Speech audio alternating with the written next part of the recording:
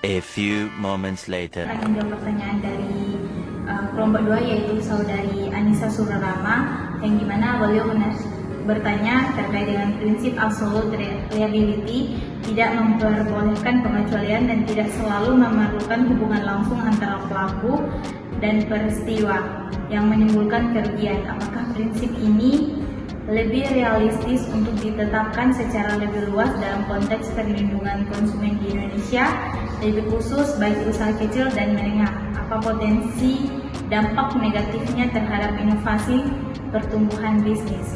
Nah, jika dilihat dari prinsip absolute reliability itu sendiri, prinsip ini lebih menekankan kepada UKM itu sendiri karena tidak ada mensyaratkan antara hubungan langsung antara pelaku dan kerugian itu sendiri. Yang kedua, terkait dengan hambatan inovasi dan pertumbuhan itu sendiri.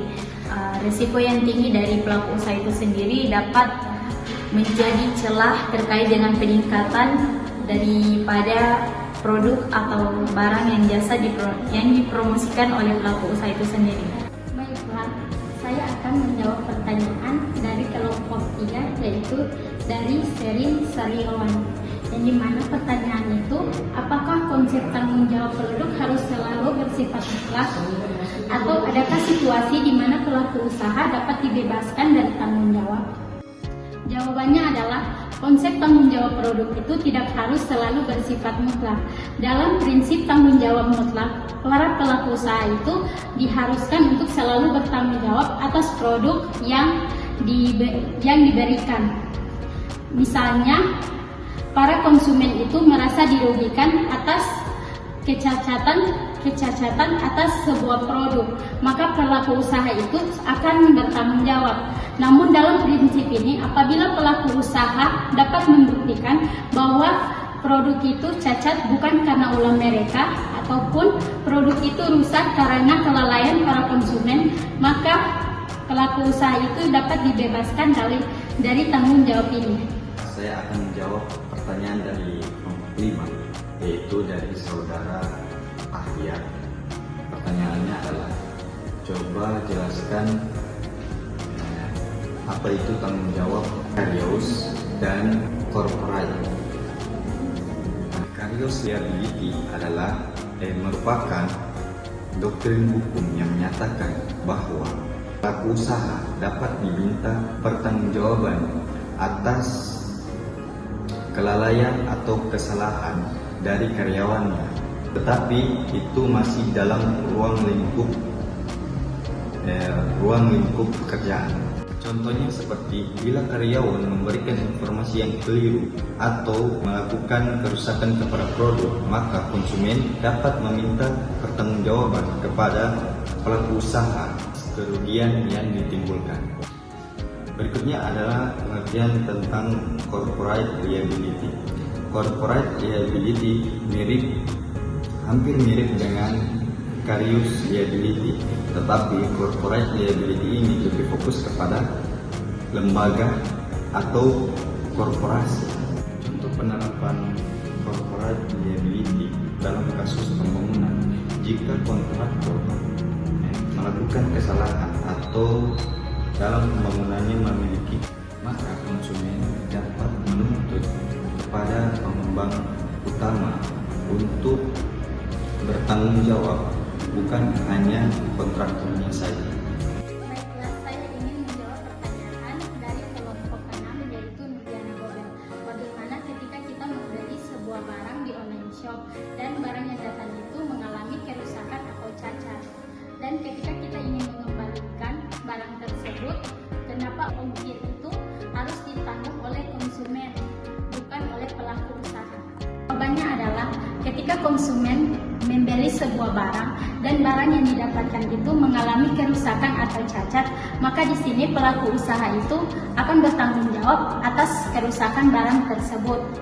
Namun apabila dalam pengembalian barang tersebut dilakukan oleh konsumen, maka di sini pelaku usaha itu tidak bertanggung jawab atas ongkir atau ongkos kirim tersebut, karena dalam hal ini bisa jadi barang itu cacat karena pada saat pengiriman. Namun dalam hal ini pelaku usaha akan bertanggung jawab atas kerusakan barang tersebut.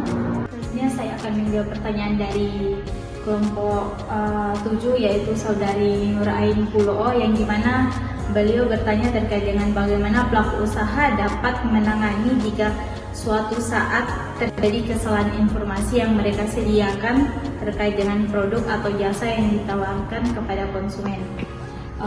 Jadi jawabannya simpel, yaitu jika pelaku usaha memberikan informasi yang tidak sesuai dengan fakta atau dengan realita, maka pelaku usaha wajib memberikan klarifikasi terkait dengan informasi itu sendiri. Namun selain itu, pelaku usaha juga perlu meningkatkan pengawasan secara internal atau dalam ruang lingkup pelaku usaha itu sendiri agar mencegah terjadinya kesalahan yang sama lagi, dan ketentuan ini juga diatur dalam pasal 19 dan 22 Undang-Undang Nomor 8 Tahun 1999 tentang Perlindungan Konsumen. Baik, untuk bunyi hukum dan ancaman jerat hukum bagi pelanggar dari perlindungan konsumen ini apa saja, Pak? Kalau terkait dengan jeratan hukum kepada kepada pelaku usaha, ya kan, itu ada dua variabel. Yang pertama, bisa ketika dia menjual barang yang tidak sesuai sehingga menimbulkan kerugian bagi konsumen, konsumen berhak untuk meminta ganti rugi, itu bisa melakukan gugatan perdata. Yang kedua, ketika pelaku usaha ternyata melanggar pasal 8, pasal 9 terkait barang yang dijual tidak, ya kan, dalam undang-undang itu bisa dijerat dengan pasal 62 dan 63. Kalau 62 itu ancaman 5 tahun, denda 2 miliar. Kalau pasal 63 itu 2 tahun, denda 500 juta. Itu.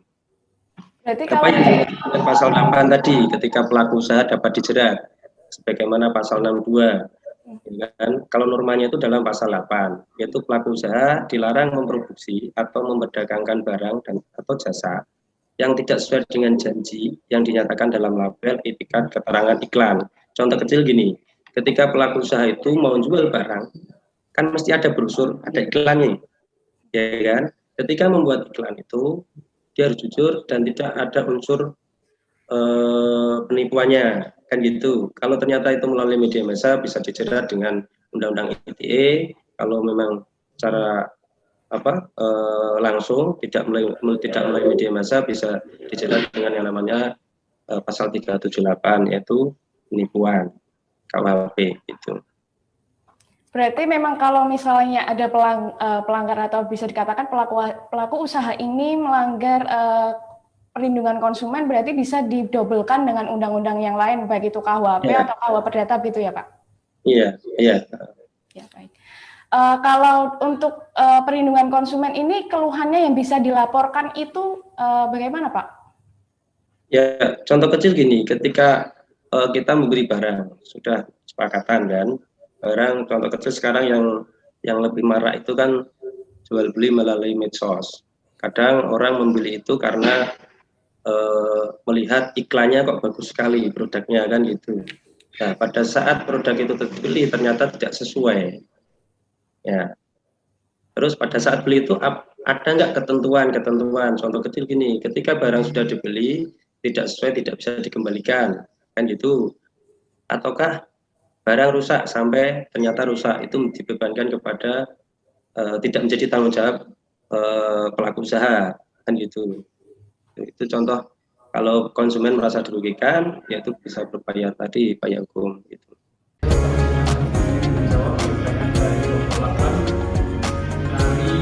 Di sini ada contoh kasus di mana produsen alat pembersih rumah tangga mengeluarkan cairan pembersih lantai yang sangat korosif. Meskipun adalah alat tersebut, seorang konsumen mengalami iritasi kulit parah karena tidak menggunakan sarung tangan dan tidak menyadari tingkat bahaya